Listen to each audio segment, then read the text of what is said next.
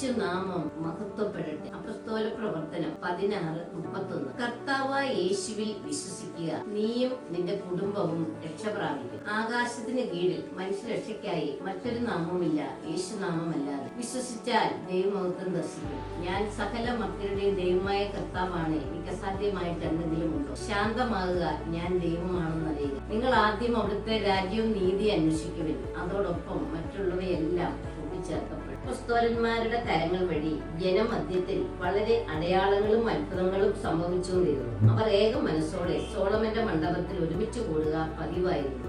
എന്നാൽ പ്രധാന പുരോഹിതനും അവനോട് ചേർന്ന് നിന്നിരുന്ന സദുക്കായ വിഭാഗവും അസൂയ നിറഞ്ഞ് അപ്പോസ്തലന്മാരെ പിടിച്ച് ബന്ധിച്ച് പൊതു കാരാഗ്രഹത്തിൽ അടച്ചു. രാത്രി കർത്താവിന്റെ ദൂതൻ കാരാഗ്രഹ വാതിലുകൾ തുറന്ന് അവരെ പുറത്തു കൊണ്ടുവന്ന് അവരോട് പറഞ്ഞു, നിങ്ങൾ ദൈവാലയത്തിൽ ചെന്ന് എല്ലാ ജനങ്ങളോടും നവജീവന്റെ ഈ വചനം പ്രസംഗിക്കുവിൻ. ആമേൻ. ഹല്ലേലൂയ.